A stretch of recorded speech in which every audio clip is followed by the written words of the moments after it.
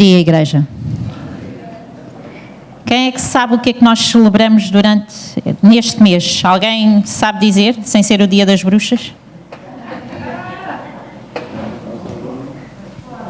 A Reforma? 500 anos, né? Da Reforma Protestante. O início do século XVI, surgiram alguns homens que se levantaram e questionaram o que era ensinado pela Igreja Católica. E nessa altura nós conhecemos bastante bem dois, pelo menos pelo nome, porque é estudado até na nossa história, não é? Martinho Lutero e João Calvino. E nessa altura estes homens levantaram-se e questionaram aquilo que liam na Bíblia e aquilo que era ensinado acerca da Bíblia. E Martinho Lutero, na Alemanha, ele escreveu várias teses a contradizer o ensino que era dado. E o mais importante de toda esta história da Reforma Protestante é uma data muito importante para nós. Porquê? Porque foi uma reforma, foi a partir daí que surgiram, né, as igrejas fora da Igreja Católica, as igrejas cristãs. E para nós, como cristãos, é sempre bom relembrar isto, porque foi a oportunidade que nós tivemos de ter acesso à palavra de Deus como povo. Okay? Na altura, a palavra de Deus era somente ensinada pelos padres, o povo não tinha acesso, porque nem a conseguia ler, não havia traduções nas nossas línguas, não é? Então era ensinada pelos padres, tão simples quanto isso. E Martinho Lutero, quando ele escreveu aquelas teses, ele escreveu, há dois aspectos muito importantes que nós como cristãos temos que ter sempre na nossa mente e que mudaram completamente a visão da igreja cristã da altura. A primeira coisa uma das coisas que ele afirma e que nós recebemos também hoje, e é a nossa grande bênção, é que a salvação não é comprada. A salvação não é paga pelas nossas obras. A salvação não é algo que nós podemos chegar perto de um homem, que era feito na altura, pagarmos para sermos perdoados e para sermos salvos. A salvação é pela fé em Cristo Jesus. Amém? Amém? A segunda coisa foi que todo o povo deveria ter acesso à palavra de Deus e que a palavra de Deus deveria ser a única verdade a ser levantada. Não mais a palavra do homem, mas a palavra de Deus devia de ser levantada como a verdadeira palavra e inspiração e direção de Deus para a vida de cada homem. Amém? Então nós hoje temos este livro maravilhoso devido a esses homens que na altura esta reforma espalhou-se por toda a Europa e devido à iluminação que Deus trouxe ao coração daqueles homens. E nós tivemos conhecimento de Deus por lermos, não somente por ouvirmos, mas por termos acesso à sua palavra. A maior bênção que Deus deixou para nós aqui, está aqui. Tudo o que nós precisamos de saber acerca de Deus está aqui. Amém? E eu hoje quero falar um bocadinho acerca disto. Eu quero falar acerca de quem é Deus para ti. Quem é Deus para ti? E se eu perguntar, muitos de vocês vão me responder várias coisas. Né? Ai, Deus é Pai. Ai, Deus é amor. Ai, Deus é... E nós temos a ideia de diferentes facetas de Deus. Quem é Deus para mim? E eu tenho sempre a noção que a forma como nós descrevemos Deus, aquilo que nós vemos em Deus, é aquilo que nós vivemos como cristãos. E eu quero falar sobre um homem, e nós vamos abrir a palavra de Deus no livro de Jó, no capítulo 42. E eu quero trazer-vos e o Elias já falou sobre isto esta manhã, e eu quero trazer novamente esta ideia, de que Deus é Deus, independentemente da forma como a gente o vê, como a gente o sente, e como a gente pensa que Ele é, Deus permanece Deus. Deus não é menos Deus por aquilo que eu creio, por aquilo que eu vejo, ou por aquilo que eu sinto. Vocês entendem isto? Que Deus não depende de nada para ser Deus. Deus é Deus, não é? E este homem, Jó, no capítulo 42, ele tem uma revelação tremenda. Isto é o final do capítulo de Jó. E todos nós já sabemos a história de Jó, conhecemos a história de Jó. Sabemos que foi um homem que tinha tudo e que perdeu tudo. Passou pelas maiores tribulações na sua vida. Jó perdeu a família, Jó perdeu o seu sustento, Jó perdeu a sua saúde física, Jó perdeu muitas vezes nestes diálogos que nós vemos que Jó está a ter ali com os seus amigos, vemos Jó a perder tudo, tudo. Ele questiona tudo, não é? E as pessoas ao redor dele levam-lhe a questionar tudo também. E Jó chega ao fim desta jornada, depois de uma jornada longa de sofrimento. Depois de tanto sofrimento, em que chegou ao ponto que nada tinha. Quantos de nós já chegamos ao ponto que nada temos? Não temos casa, não temos família, não temos forma de nos sustentar, não temos saúde. Quantos de nós já chegamos a este extremo? Alguém? Não tens casa? Não tens família?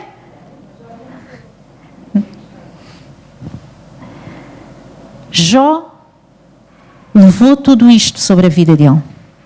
E eu vou continuar a perguntar ao longo desta manhã, quem é Deus para ti? Porque foi isto que Jó descobriu depois deste processo de sofrimento. Jó descobriu quem era Deus. Jó era um homem temente a Deus. Às vezes nós pensamos que por sermos bons, a palavra, quando vocês começam a ler o livro de Jó no início, diz que ele era um homem bom, que tudo o que ele fazia era bom. E às vezes nós perguntamos, mas se nós somos bons, se nós temos Deus, então porquê é que sofremos? Porquê é que estamos a viver esta situação? Porquê é que passamos por provações? Porquê é que passamos por angústia? Porquê é que passamos pelo medo? Porquê é que passamos pela perda? Quem é Deus para ti? Vamos ler os primeiros 6 versículos do capítulo de Jó, no capítulo 42. No final desta jornada, Jó diz assim a falar com Deus. Então respondeu Jó ao Senhor e disse: Bem sei que tu tudo podes, e nenhum dos teus pensamentos pode ser impedido.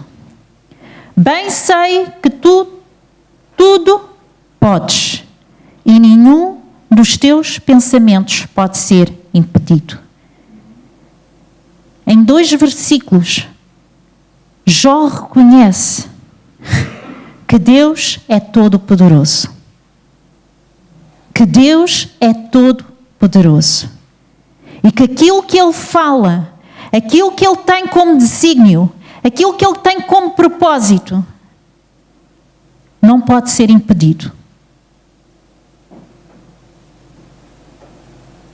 Quero-te fazer uma pergunta. Deus tem falado coisas à tua vida? Deus tem trazido propósito, Deus tem trazido sonhos, Deus tem trazido palavras específicas sobre a tua vida.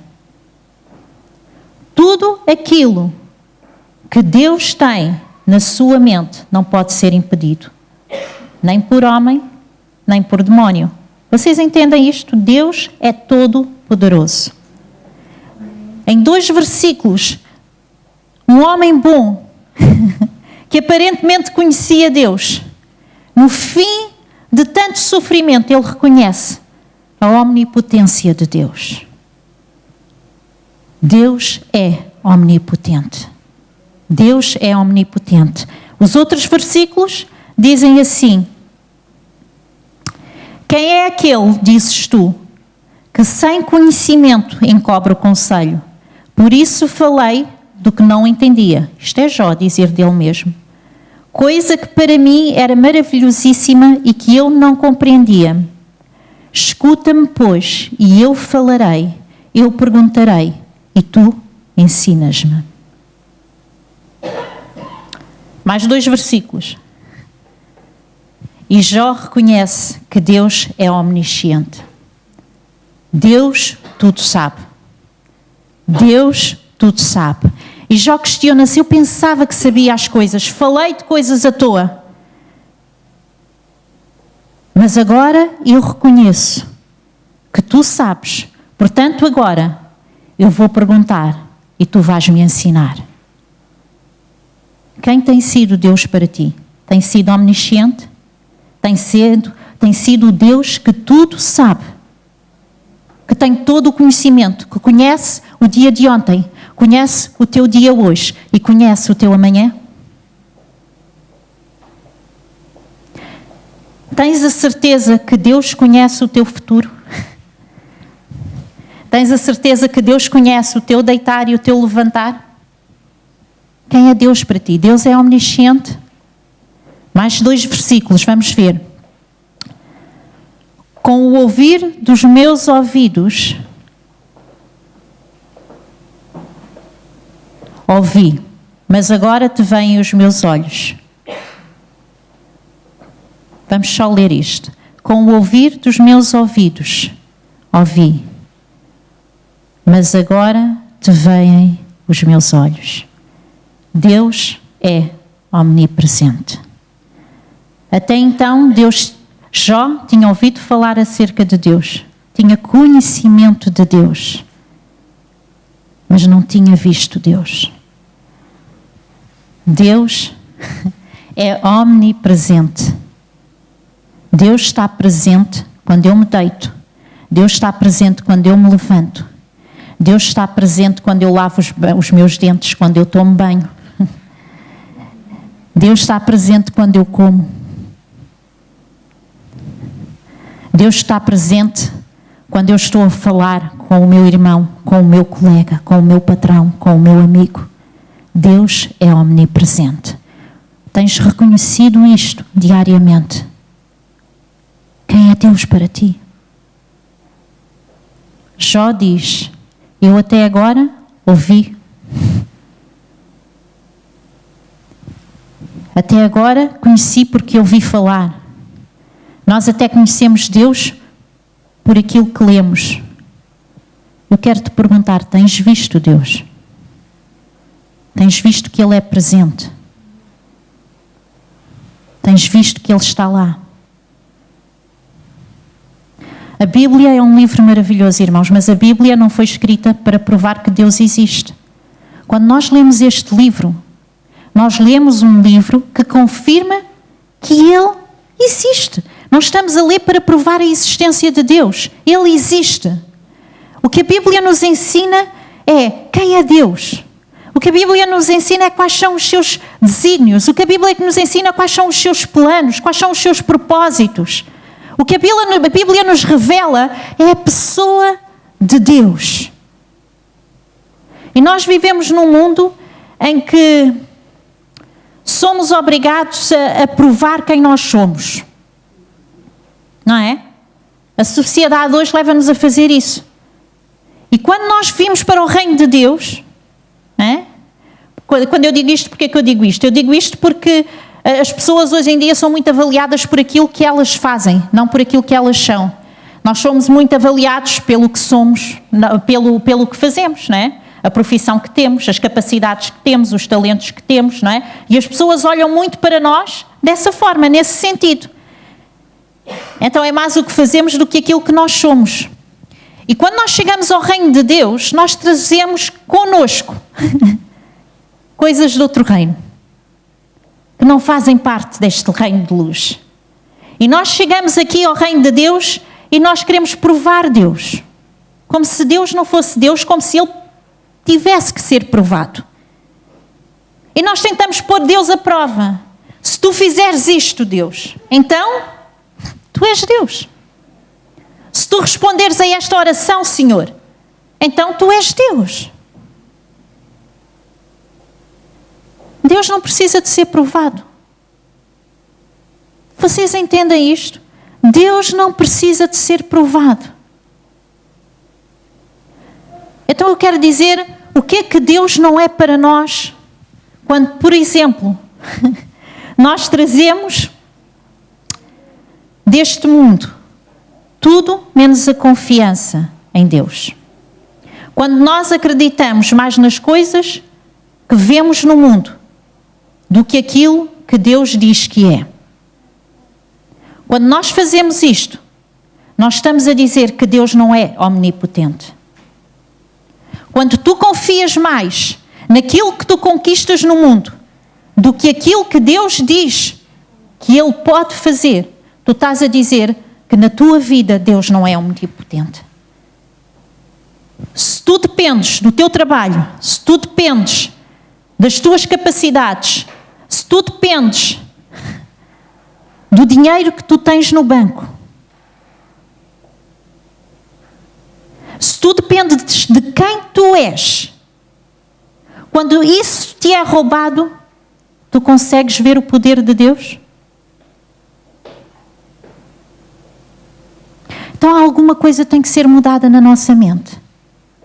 Nós temos que deixar de conhecer Deus e nós temos que ver Deus. Jó, no meio disto tudo, perdeu tudo, ficou sem nada e ele conseguiu ver que mesmo assim Deus era todo poderoso e que os planos que ele tinha ninguém poderia roubar. Paulo, e se nós lermos, vamos ler o que é que Paulo diz em 2 Timóteo, no capítulo 1, versículo 12.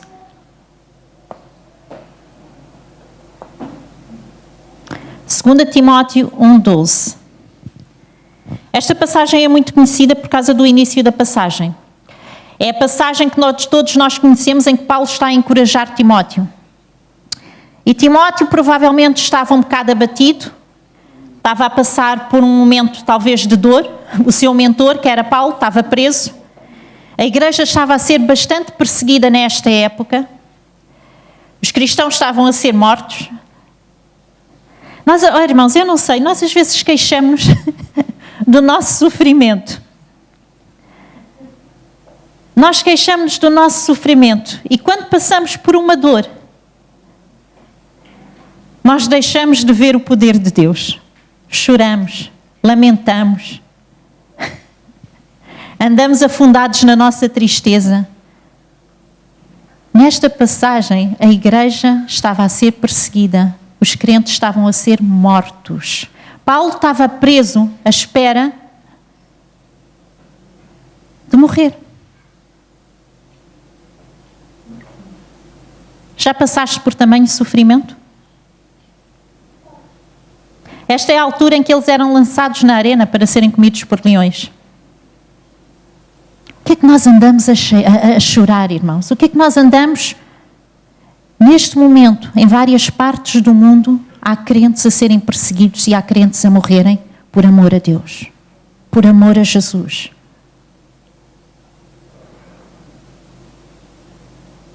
Nós levamos um estalo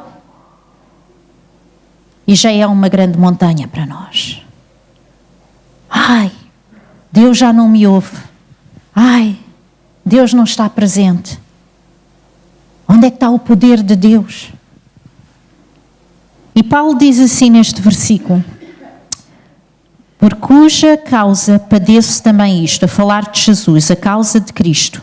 E ele está a dizer, olha, eu estou a padecer por Jesus, mas não me envergonho porque eu sei em quem tenho crido.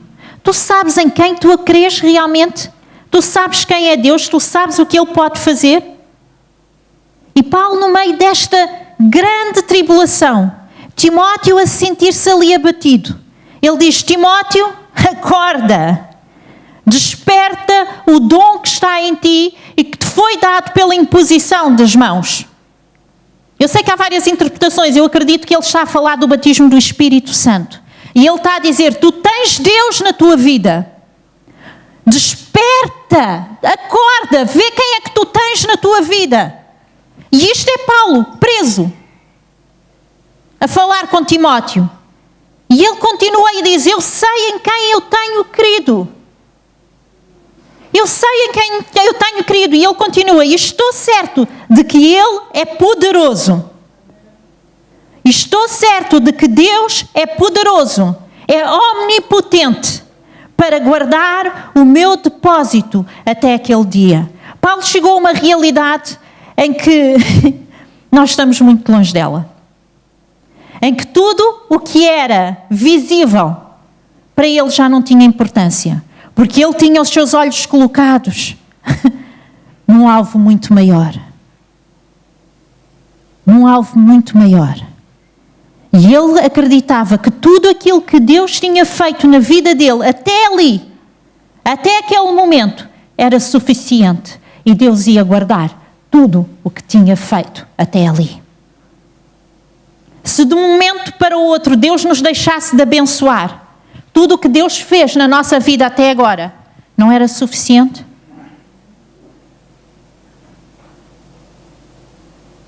Será que nós conseguiríamos dizer: eu sei em quem tenho crido e eu sei que Deus vai guardar este depósito que colocou em mim, a minha salvação, a minha fé, a minha esperança?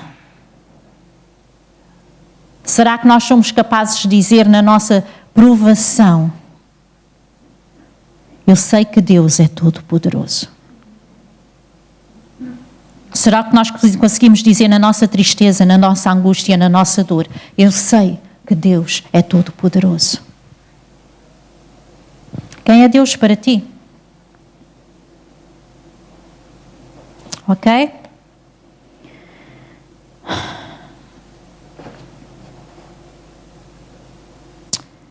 Gálatas, capítulo 5.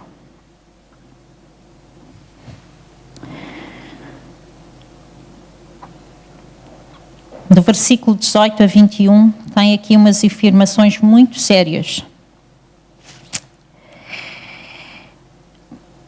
Eu sei que Deus não é omnipresente na minha vida quando eu valorizo mais os prazeres do mundo do que aquilo que Deus tem para mim. Eu vou dizer outra vez. Eu sei que Deus não é omnipresente na minha vida quando eu valorizo mais os prazeres do mundo do que aquilo que Deus tem para mim. Em Gálatas capítulo 5, versículo 18 a 21, são descritas as obras da carne. E diz assim: se nós somos guiados pelo Espírito, quer dizer, se nós temos a consciência da presença de Deus na nossa vida, do Espírito de Deus na nossa vida, então não estamos debaixo da lei. Mas as obras da carne são manifestas, as quais são adultério, fornicação, impureza, lascívia, idolatria, feitiçaria, inimizades, discussões, emulações, iras, pelejas, dissensões, heresias, invejas, homicídios, bebedices, glutonarias e coisas semelhantes a estas, acerca das quais vos declaro, como já antes vos disse, que os que cometem tais coisas não herdarão o reino de Deus.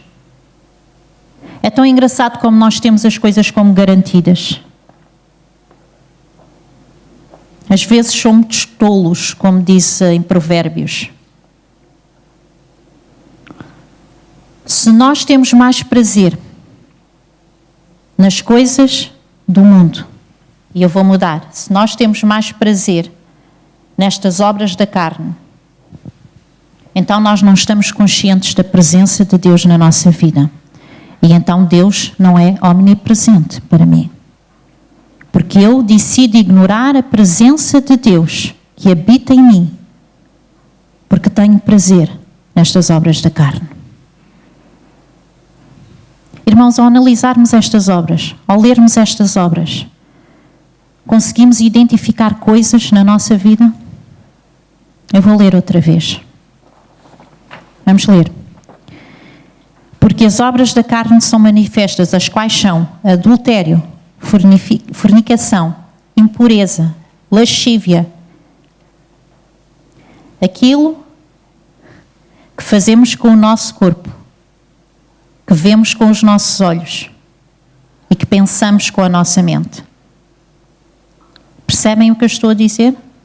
Aquilo que fazemos com o nosso corpo, que vemos com os nossos olhos e pensamos com a nossa mente. Idolatria. É engraçado porque estas obras parecem que estão divididas em grupos e elas ligam-se.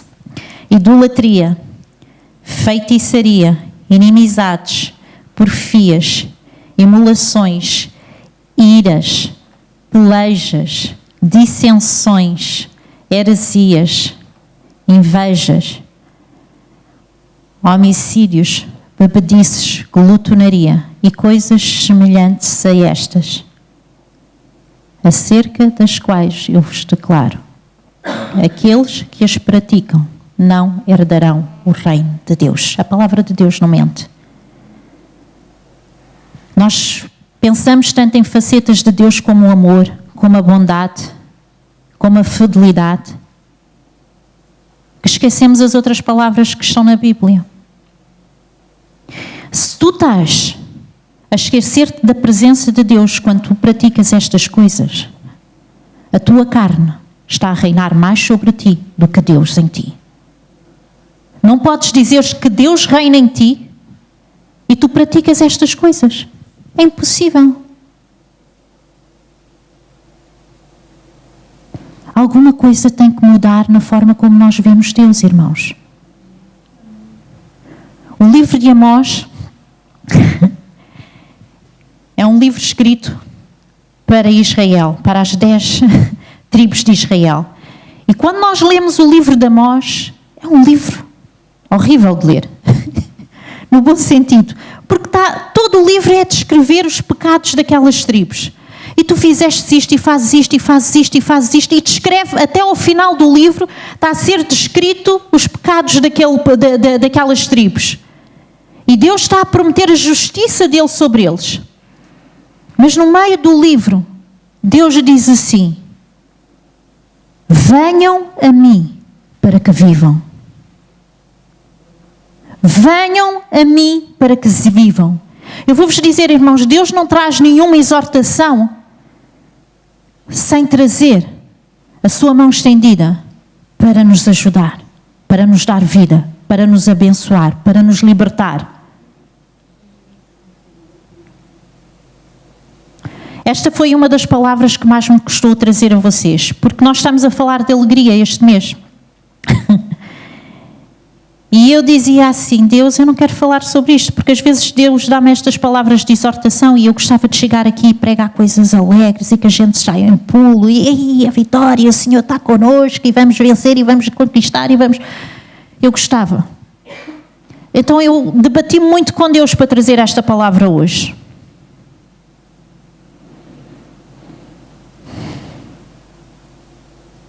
Irmãos, se nós estamos a viver na carne, o Espírito de Deus em nós está a ser apagado. A palavra de Deus diz em Mateus 24 que nestes dias, com o aumento da iniquidade, o amor de muitos esfriará. O amor de muitos esfriará. Como é que está o teu amor por Deus? Deus é uma prioridade para ti? Ou há prazeres neste mundo que falam mais alto do que Deus, que falam mais alto do que as coisas de Deus, que falam mais alto do que a presença de Deus? O amor de muitos vai esfriar. Eu não quero que o meu amor esfrie. Eu não quero chegar ao ponto em que Deus me tira tudo para eu poder reconhecer que Ele é omnipotente, para eu poder reconhecer que Ele é omnipresente.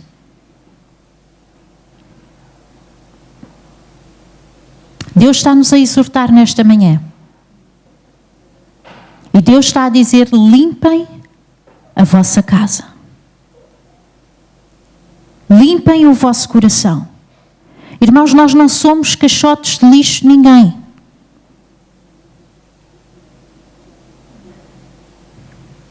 Nós temos que ter cuidado com aquilo que entra nos nossos ouvidos e com aquilo que sai da nossa boca. E nós não podemos pensar que Deus não está a ver, porque Deus está a ver. As outras pessoas podem não ver, podem não ouvir, podem não saber, mas tu estás a ignorar a pessoa mais importante e que habita em ti. O Espírito de Deus. E Ele ouve. Ele vê. E Deus está a dizer, limpa a tua casa. Limpa o teu coração. E Deus nesta manhã está a dizer, venham a mim para que tenham vida. Não tens experimentado a vida de Deus, não tens experimentado a bênção de Deus, não tens experimentado a plenitude de Deus. Quando estás no meio de uma tribulação, não tens experimentado aquela força de Deus para vencer essa tribulação? Quem é Deus para ti? Como é que tu estás a viver a tua vida para que não sintas esta força de Deus?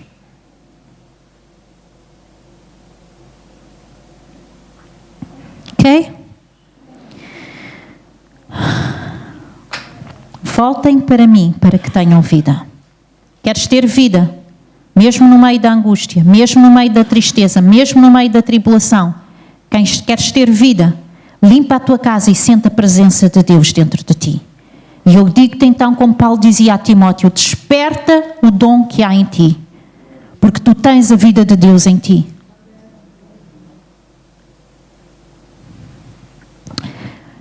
Terceiro ponto.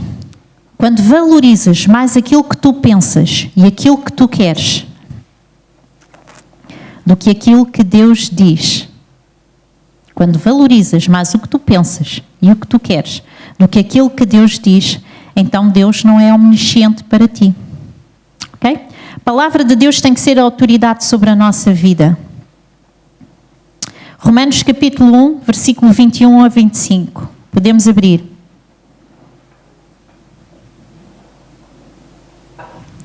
Se tu achas que podes negociar com a palavra de Deus, é porque tu achas que és mais sábio do que Deus. A palavra de Deus diz assim, mas não é bem assim. Podemos meter por um atalho, podemos seguir de outra maneira. Deus é omnisciente para ti? Deus conhece todas as coisas? É porque se Deus conhece todas as coisas, Ele conhece o teu amanhã. Ele sabe onde é que tu vais estar no dia de amanhã. Tu sabes onde é que vais estar? Não. Não sabes. Não sabes. Então nós temos que deixar de ser tolos. Temos que deixar de confiar na nossa sabedoria e no nosso conhecimento. Porque Deus sabe todas as coisas. Ele é omnisciente. Em Romanos, nós lemos assim: porquanto, tendo conhecido a Deus, capítulo 1, do versículo 21 ao 25. Tendo conhecido a Deus, não o glorificaram como Deus, nem lhe deram graças. Antes, em seus discursos, se desvaneceram, e o seu coração insensato se obscureceu. Dizendo-se sábios, tornaram-se loucos. E mudaram a glória do Deus incorruptível, em semelhança de imagem de homem corruptível, e de aves e quadrúpedes e de répteis, a falar de idolatria. Por isso também Deus os entregou às concupiscências dos seus corações, à imundície, para desonrarem seus corpos entre si, pois mudaram a verdade de Deus em mentira, e honraram e serviram mais a criatura do que o Criador, que é bendito eternamente. Amém. Hoje em dia nós somos bombardeados com várias ideias contrárias àquilo que é a palavra de Deus. E eu tenho notado, mesmo a nível de leis, de política, né? Nós começamos a ver que sementes começam a ser lançadas, ideias começam a brotar na mente de homens. Não pega a primeira, não pega a segunda, não pega a terceira. Daqui a 3, 4 anos, sai uma lei a aprovar, uma coisa que é completamente contrária à palavra de Deus. E esta geração nova, os nossos filhos, os nossos netos, eles começam a crescer numa sociedade em que para eles isto começa a ser normal e natural. E nós, como educadores, nós temos que ter a certeza que a palavra de Deus é a autoridade sobre a nossa vida. Porque senão nós vamos vacilar. Não somos nem carne, nem peixe. Não somos nem frios, nem quentes. E se vocês sabem o que é que a palavra de Deus diz sobre aqueles que não são nem frios, nem quentes, são mornos? Bonita. Irmãos, nós vivemos tempos e vivemos numa geração em que nós temos que firmar aquilo que queremos e em quem queremos. Em que temos que reconhecer Deus e a palavra de Deus como sendo omnisciente, aquele que tudo sabe. A palavra de Deus tem que se tornar autoridade sobre a nossa vida. Não devemos aceitar ideias só porque parecem bonitas, porque parecem valorizar o homem, mas que são contrárias à palavra de Deus. E eu há bocado estava a brincar quando falava do Dia das Bruxas, mas deixem-me-vos dizer uma coisa, irmãos. O Dia das Bruxas é o dia mundialmente mais celebrado, sabem por quem? Pela Igreja Satânica. Portanto, deve ser uma coisa muito boa. É quando há mais rituais satânicos, quando as trevas se levantam com mais poder, é neste dia. Então é muito bonito os nossos filhos andarem mascarados de bruxas, quando a palavra de Deus fala exatamente contra a bruxaria e a feitiçaria. É muito bonito os nossos filhos andarem mascarados de zombies a festejar o dia da morte, quando Deus é vida. Nós não nos podemos deixar enganar, irmãos. Nós temos que tomar posições firmes sobre tudo aquilo que é contrário à palavra de Deus. Eu não estou a dizer, atenção, eu não estou a dizer para vocês irem aí condenar pessoas e julgar pessoas. Eu estou a falar da vossa vida. Eu estou a falar do vosso coração. As pessoas lá fora não têm conhecimento. Mas tu tens a obrigação de ter conhecimento porque tu tens a palavra de Deus na tua casa. E se ela está fechada, tens de começar a abrir e ler. Tens de começar a ter entendimento destas coisas espirituais. Às vezes sentes-te amarrado, sentes-te preso, lutas com coisas da tua vida durante anos e não sabes porquê.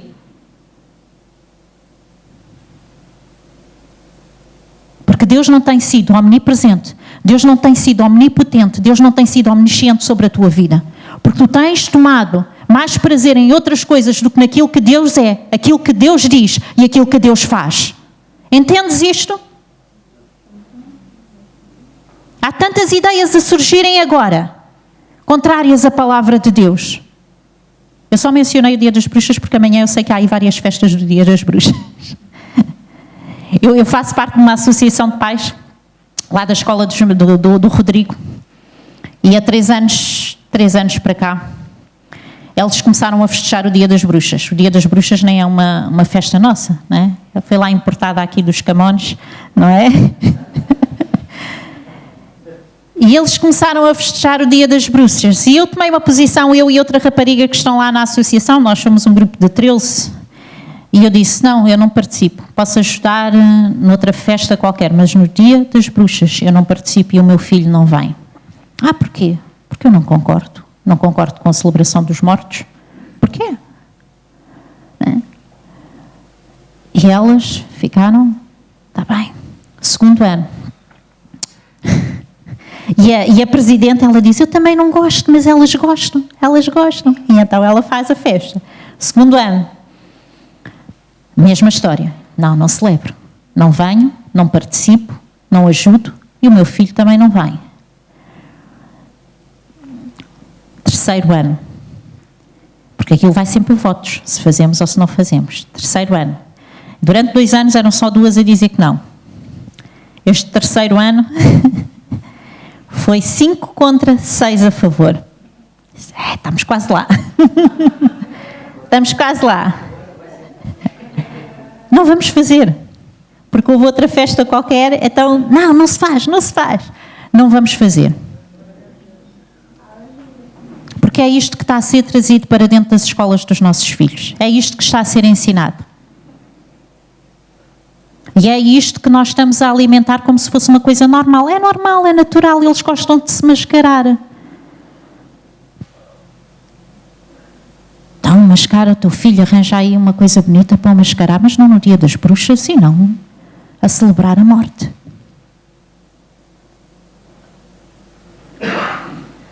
Quem é Deus para ti?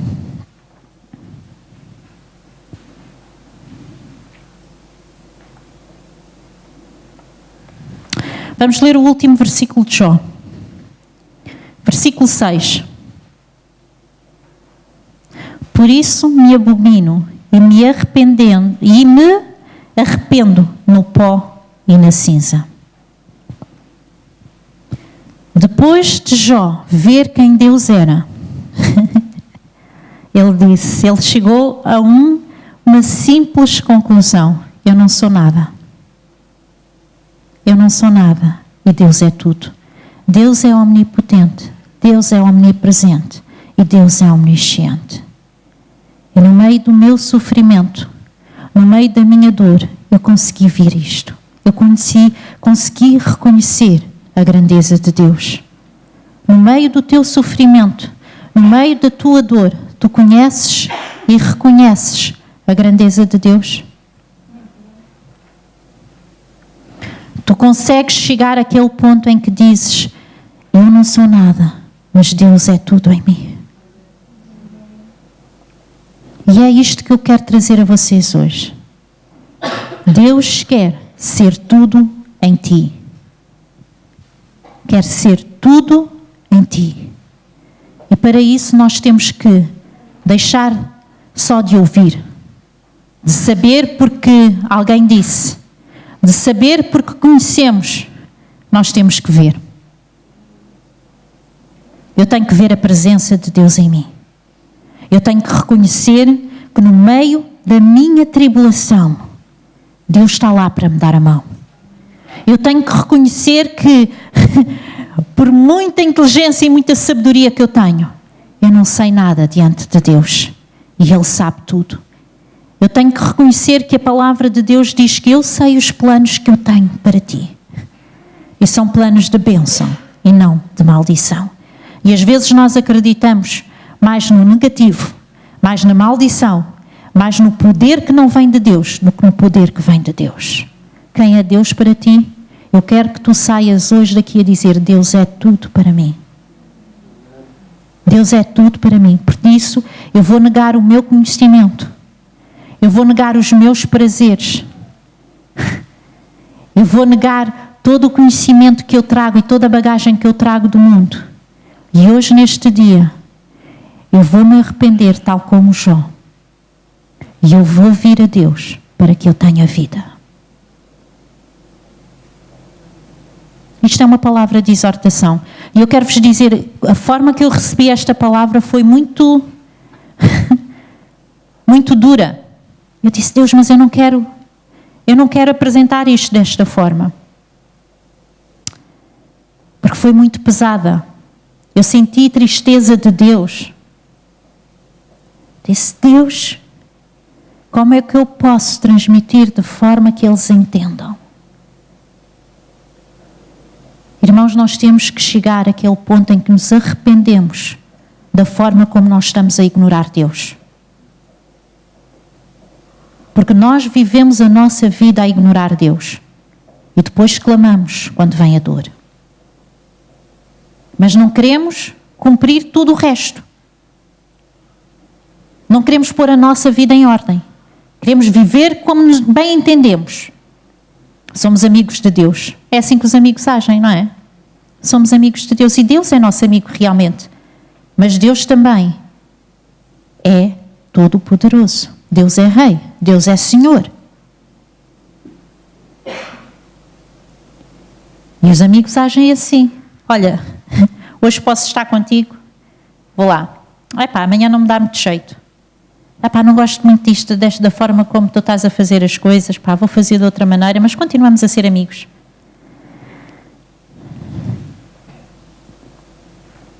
Nós temos que mudar a forma como vemos Deus. Venham a mim para que vivam. Venham a mim para que vivam. E eu vou dizer outra vez, irmãos, é bom que não tenhamos que chegar ao ponto em que sentimos que tudo nos é tirado para entendermos quem Deus é. Nós temos que pôr as nossas vidas em ordem.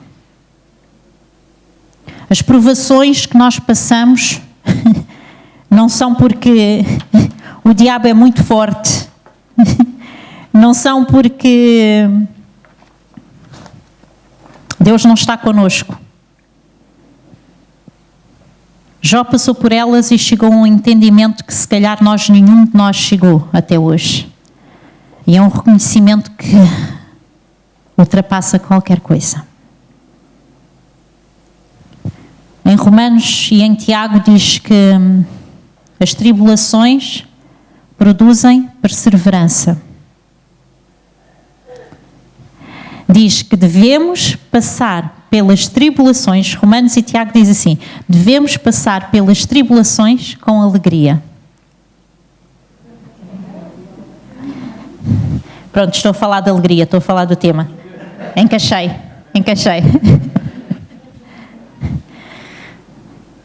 Porque elas produzem perseverança e a perseverança produz esperança. Tiago vai mais longe e diz, com muita alegria. Não é a provação em si, vocês entendem? É o entendimento que no meio desta provação Deus está connosco. No outro dia dizia a uma pessoa, o que é que preferes? Preferes passar por uma provação sem Deus ou por uma provação com Deus? Qual é? O que é que vocês preferem? É fácil, não é? É fácil responder. Então a provação em si pode não ser tão má assim, irmãos.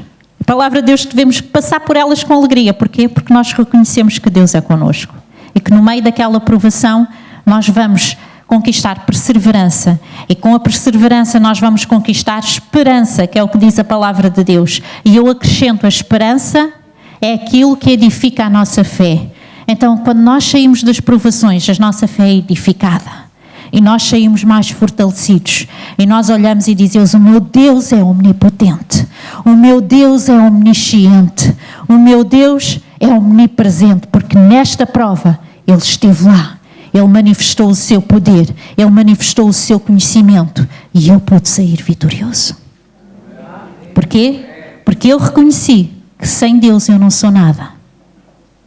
E eu entreguei tudo a Ele. E deixei que Ele tomasse o controle. Vamos deixar Deus tomar o controle. E vamos chegar a Ele para que tenhamos vida. Amém? Vamos ficar de pé, igreja.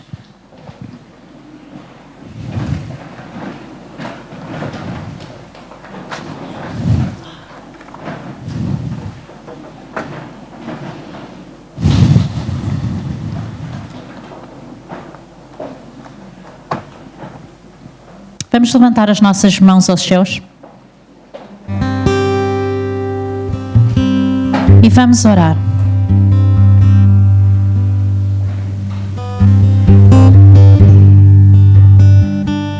Querido Deus, nesta manhã, Senhor, como igreja, nós vimos diante de Ti, Senhor.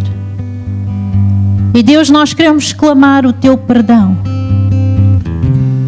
Senhor, se nós temos estado a brincar, Senhor, se nós não temos olhado para Ti como devemos olhar, Senhor, se nós não temos reconhecido, Senhor, a Tua santidade, se nós não temos reconhecido o Teu temor sobre as nossas vidas, Senhor, se nós não temos reconhecido o Teu poder, Senhor, se nós não temos reconhecido a Tua grandeza, então nesta manhã nós nos arrependemos diante de Ti, Senhor. E nós clamamos pela Tua misericórdia.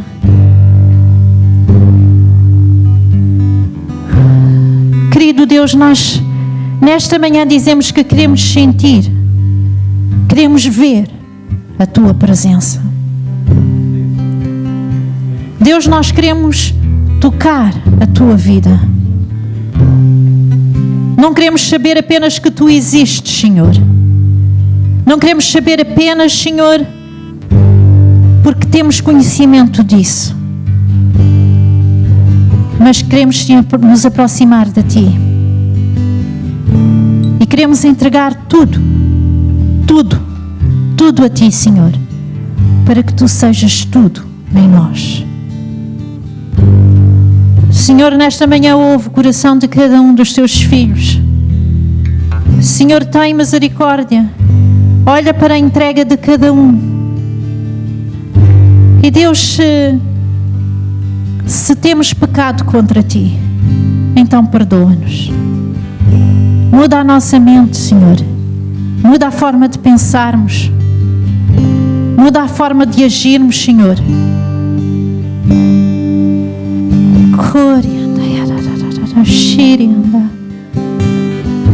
Clamamos que precisamos de Ti, Senhor.